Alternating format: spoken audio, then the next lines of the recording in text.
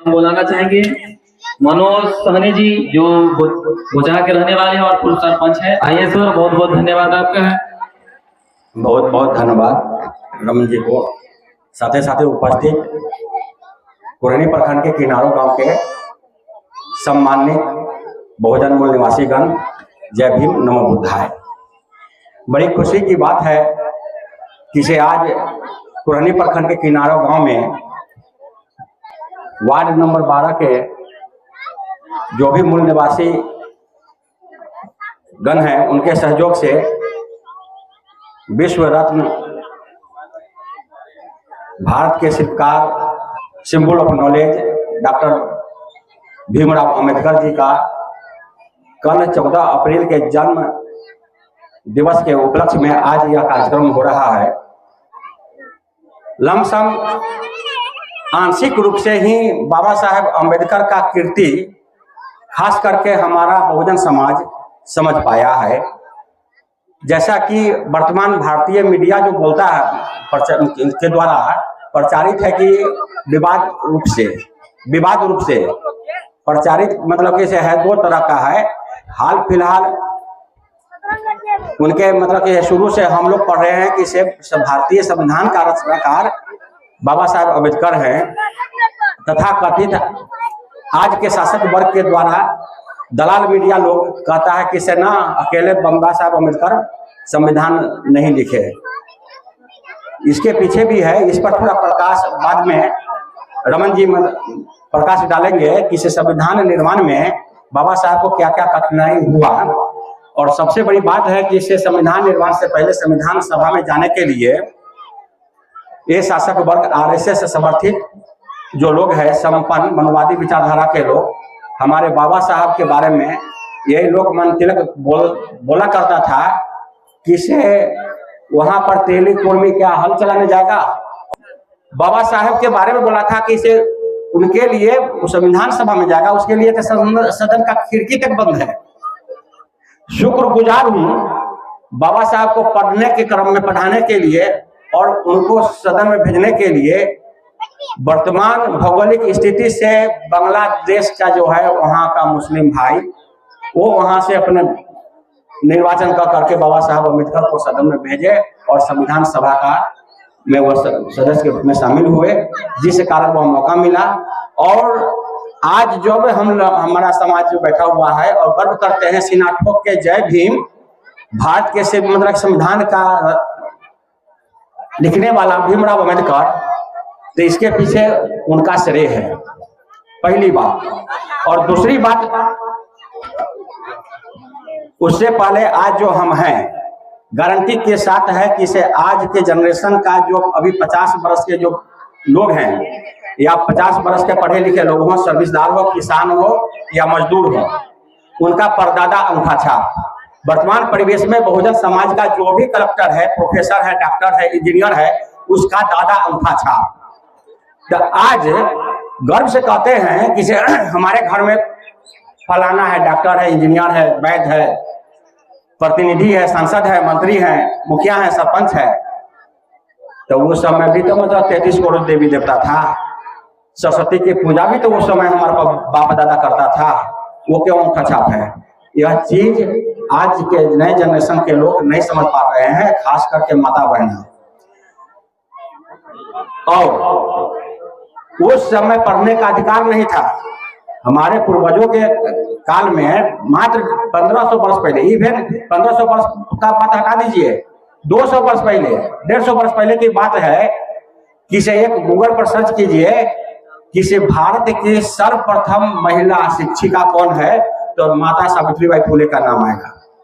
और माता सावित्रीबाई फुले ज्योतिबा फुले की पत्नी है, और वह जो आंदोलन शुरू किए जिसके कारण हमारा ही समाज के लोग मनुवादी समन्तवादी विचारधारा के प्रताड़ना से आकर के उनके माता पिता भी घर से निकाल दिए। तो एक फातिमा शेख, बीबी फातिमा शेख, एक मुस्लिम समुदाय का लड़की, वो जो है हमारे ज्योतिबा फुले को और माता सावित्रीबाई फुले को जगह जमीन और अपना मकान दिया, जिसमें सारे महिलाओं को पढ़ाने का मतलब किसे काम किए, जिसका नतीजा हुआ कि इस तब से कुछ कुछ यातना प्रताड़ना सहते हुए वह शिक्षा का की ओर हमारा समाज, महिला समाज अग्रसर हुआ। आज जो भी कुछ है यह बाबा साहब भीमराव अंबेडकर की वजह से है। हमारे तन पर जो कपड़ा है, हमारी माता बहनी जो कपड़ा है आज बन ठन के सवर करके अपनी मन पसंद कपड़ा किनते हैं और कम से कम 5-6 क्षमता अनुसार 5-6 साड़ी घर में पड़ी रहती है, पेटी में पड़ी रहती है। इसके पीछे भी मतलब जैसे बाबा साहब की लड़ाई है। यह शासक वर्ग के द्वारा हमारे पूर्वजों के महिला को विभेद दृष्टि से देखा जाता था, जिसका पौराणिक रूप से, वैदिक रूप से धर्म ग्रंथ में यह बात दर्ज है। मैं कोई बनावटी बात नहीं कहता हूं। सहज से आज हमारी माता बहनों का के पास मतलब किसी अपनी कमाई से, अपनी बल बुद्धि से सहज रूप से कपड़ा तन ढकने के लिए पूर्ण आजादी है। लेकिन यह तन ढकने का भी आजादी हम लोगों के समाज के पास नहीं था। और जिसके लिए एक नांगोली नाम के महिला, हमारे ही समाज का, मुसहर समुदाय का, शायद मुसहर समुदाय का महिला, वह अपना टैक्स के देने के लिए स्तन काट करके वह चुकता किया, तब जाकर के यह विद्रोह हुआ। और उस समय का शासक मुस्लिम टीपू सुल्तान ने तलवार के नोक पर यह मतलब कि से सभी हमारे बहुजनों की महिलाओं को कपड़ा दान कर करके और यह कुरीति को, उसके राजा को कत्ल किया, शासक वर्ग सामंतवादी को कत्ल किया। तो हमारे बहुजनों के, हम लोग बहुजन हैं, भारत के मूल निवासी हैं, मुस्लिम कोई दूसरा नहीं है, हम सभी एक संतान है, उनका डीएनए और हमारा डीएनए एक है। यह सब जो बात जो हम बोल रहे हैं, तो इतिहास को मैंने पढ़ा है, तो जाना है, तो समझे हैं। बहुत हम अपनी बात कहता हूँ, 1974-75 की दौर की बात है, जब हम अपने गांव के बाजार में या मुजफ्फरपुर शहर में आते थे, तो जगह जगह गेरुआ रंग से लिखा रहता था कि गर्व से कहो हम हिंदू हैं।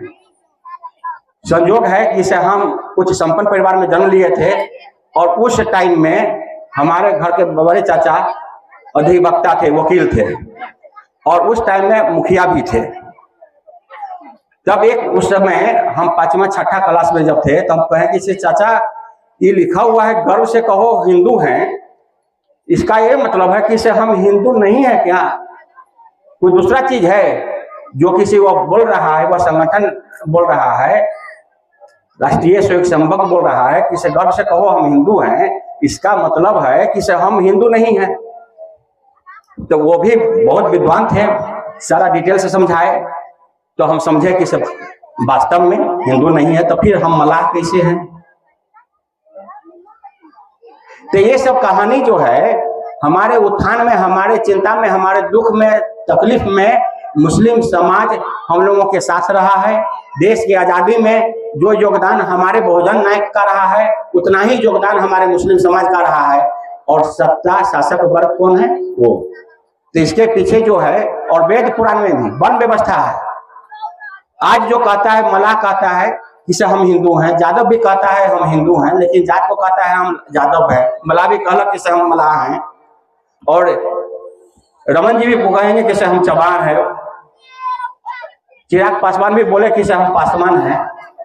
तो भाई किसी वेद पुराण में जाति का वर्णन नहीं है,